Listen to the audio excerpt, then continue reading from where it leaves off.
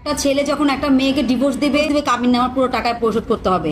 আর একটি মেয়ের ক্ষেত্রেও সেই সমান অধিকার হচ্ছে, মেয়ে যদি স্বেচ্ছায় ডিভোর্স দেয় তাহলে পুরো টাকায় পরিশোধ করতে হবে। কোনো মেয়ে যদি স্বইচ্ছায় তার সেই স্বামীকে তালাক দেয় তাহলে সেই মেয়ে সেই স্বামীকে অর্থ দিতে হবে।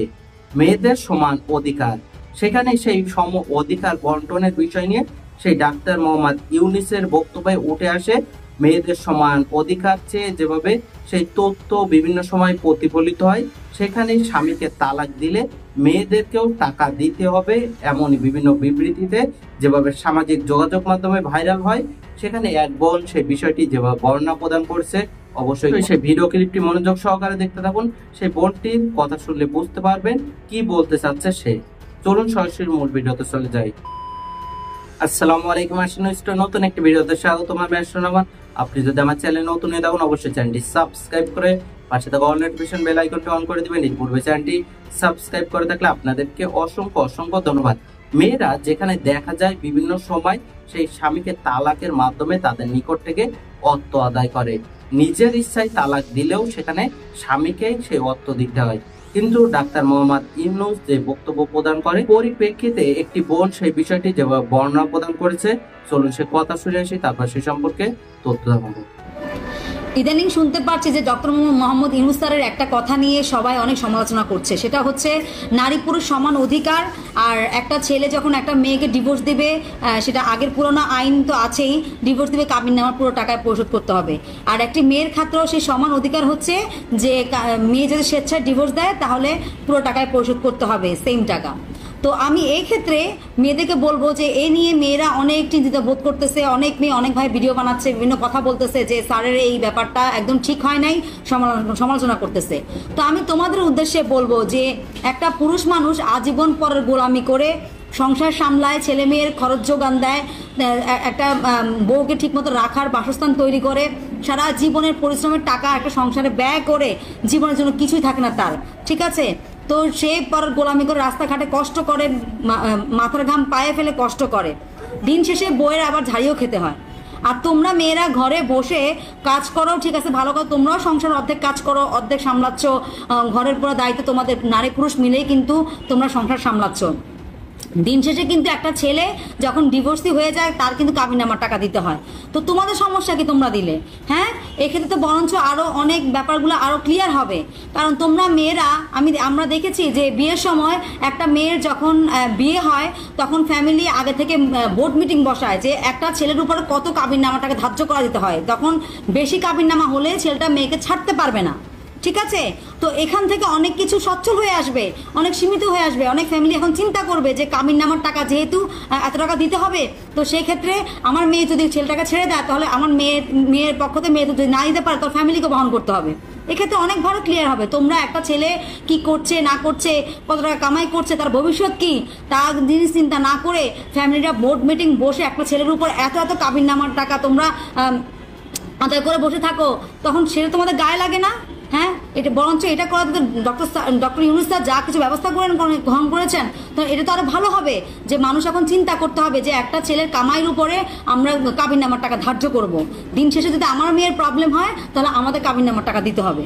আর তোমরা মেয়েরা বলছো কি আমাদের শ্বশুর বাড়িতে গেলে এখন আমাদেরকে প্রেশার দিয়ে কাবিননামার টাকা দিতে হবে। কেন প্রেশার দিয়ে কাবিননামার টাকা দিতে হবে? কেন? স্যার বলেছে যে যদি স্বেচ্ছায় ডিভোর্স হয় তাহলে সেক্ষেত্রে মেয়েদেরকেও পরিশোধ করতে হবে। এটা তো ভালো উদ্যোগ।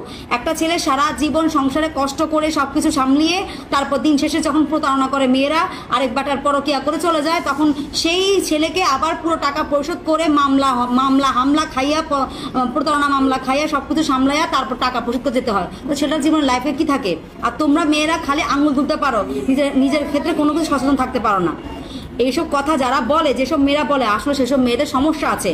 সেসব মেয়েরা পরকিয়া করে, এখন পরকিয়া করতে গেলে ওই জামাই সব কিছু খাওয়া দাওয়া করার পরে আরেকগুলোর লগে বাইকে যেতে গেলে আবার টাকা দিয়ে যাইতে হইব, এই যে তোমরা টেনশন বোধ করতেছো, ঠিক আছে? এগুলো ঠিক না। বরঞ্চ নিজেদেরকে শুধরায় সংসার করো, সংসার সামলাও, স্বামীকে সম্মান দাও, স্বামীকে সম্মান দিতে শিখো, ঠিক আছে? তুমি যদি তোমার বউয়ের সাথে, তোমার স্বামীর সাথে যদি তোমার সম্পর্ক ভালো হয়, সংসার ভালো হয়, তাহলে তোমার কাবিননামার টাকা দিতে হচ্ছে না। তাহলে ভয় পাচ্ছ কেন? ডক্টর তো বলেছে, ইউনূস স্যার তো বলেছে যে যদি স্বেচ্ছায় তোমরা স্বামীকে ডিভোর্স দাও তাহলে কাবিন নামার টাকা পুরো পরিশোধ করতে হবে, আর ছেলে যদি স্বেচ্ছায় ডিভোর্স দেয় পুরো পরিশোধ করতে হবে। এটা ভালো কথা, এক্ষেত্রে তো অনেক ডিভোর্সের হার কমে যাবে, আরো ভালো ব্যাপার। আর কিছু মেয়ে বলতেছে যে তাহলে ঘরের কাজ অর্ধেক করতে হবে, তারপরে বাচ্চা পেটে নিলে ওটারও ফিল করতে হবে, ওটার ব্যবস্থা করতে হবে। কেন রে ভাই? একটা ছেলে যে বাইরে কাজ করে, তাহলে তোমরাও একদিন সপ্তাহে একদিন ওর অফিসে গিয়ে কাজ করো, পরের গোলামি করো, দেখো বাইরের কাজ করতে পারবা কিনা। একতরফা কথা বললে হবে না, ঠিক আছে? তো যেসব মেয়েরা এসব নিয়ে কথা বলছো, সাবধানে কথা বলো, বুঝে শুনে কথা বলো। আর যখন তুমি তোমার সংসারকে ভালোবাসো, তোমার পরের কাছে কোনো খাওয়ার কিছু নাই, বা পরের সাথে কোনো সম্পর্ক নাই, পরকীয়া নাই, তাহলে তো সেক্ষেত্রে তোমার ভয় পাওয়ার কিছু নাই। আর যেসব মেয়েরা এগুলো বলছো, আসলে ওদের চরিত্র খারাপ, ওরা চরিত্র সমস্যা আছে, যার কারণে ভয় পাচ্ছ। ঠিক আছে, ভালো হয়ে যাও, সময় আছে। স্বামীকে ভালোবাসতে শেখো, সংসারকে ভালোবাসতে শেখো, বাইরে গিয়ে বিরিয়ানি খাওয়া বন্ধ করো।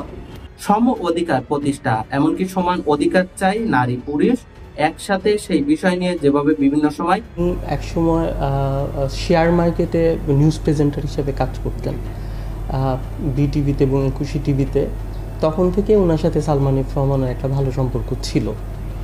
আর সালমান এফ রহমান সাহেব, আমি সবাই বলে যে ওনাদের সাথে একটা মানে ঠিক আইনগত বৈধ সম্পর্ক ছিল না।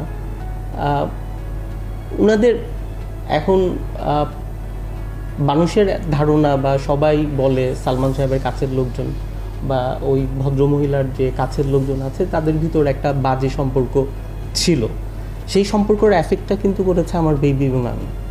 টেলিভিশনের অনুষ্ঠান সূত্রে সালমানের সাথে পরিচয় হয় ব্যবসায়ী মুনিরের স্ত্রী তাজিনের। বারে ঘনিষ্ঠতা, তাদের কাছের মানুষদের কাছ থেকেই শোনা যেত অনৈতিক সম্পর্কের গুঞ্জন। তাকে তালাক দেওয়ার প্রসঙ্গে মুনির রাজি না হয় সালমান এফ রহমানের গুপ্ত বৈরিতা বের হয়ে আসে নগ্ন রূপে। সালমান এফ রহমান আমাকে ডেকে নিয়ে যায় তার অফিসে এবং সেই জায়গায় বলে যে তুমি তাজিনকে ডিভোর্স করবা আগামী 48 ঘন্টার ভিতরে। এবং উনি সালমান এফ রহমান সাহেব একটা 300 টাকার একটা স্ট্যাম্পে উনি বলে তুমি এই জায়গায় সিগনেচার করবা। সিগনেচারটা ওই জায়গায় 8টা কন্ডিশন ছিল যে আমি কখনোই আমার কোম্পানি, আমার প্রপার্টি আমি ক্লেম করতে পারবো না, আমার ওয়াইফের নামে আমি সোশ্যাল মিডিয়া বা কোনো টিভি চ্যানেল কোথাও কোনো কমপ্লেন করতে পারবো না, আমার ছেলের কাস্টডি চাইতে পারবো না। তো আমি বললাম যে এটা কিসের জন্য, আমার অপরাধটা কি আপনি বলেন। তো আমাদের হাজব্যান্ড ওয়াইফ, যদি আমার হাজব্যান্ড ওয়াইফে কোনো সমস্যা থাকে আমরা নিজেরা অ্যামিকেবলি এটা সেটেল করতে পারবো, আমাদের ফ্যামিলি আছে। বললো না, স্ট্রেইট ওয়ে তুমি এখন যাবা, স্ট্রেইট ওয়ে তোমার ওয়াইফকে তুমি ডিভোর্সের নোটিশ পাঠাবা এবং ওকে ডিভোর্স করে দিবা। সমান অধিকার চাইলে সেখানে যেভাবে সমাজের ব্যবস্থাকে সেই প্রশ্নবিদ্ধ করে সেখানে ডাক্তার মোহাম্মদ ইউনূসের সেই বক্তব্য নিয়ে বিভিন্নভাবে আলোচনা সমালোচনা দেখা দিলে সেই বোনটির যে বক্তব্য ছিল আপনারা সেই কথা শুনলেন। অবশ্যই সেই সম্পর্কে আপনাদের তথ্য মন্তব্য কমেন্ট বক্সে জানাবেন। সকলে সচেতন থাকবেন, পরিবার নিয়ে ভালো থাকবেন, সুস্থ থাকবেন। আল্লাহ হাফেজ।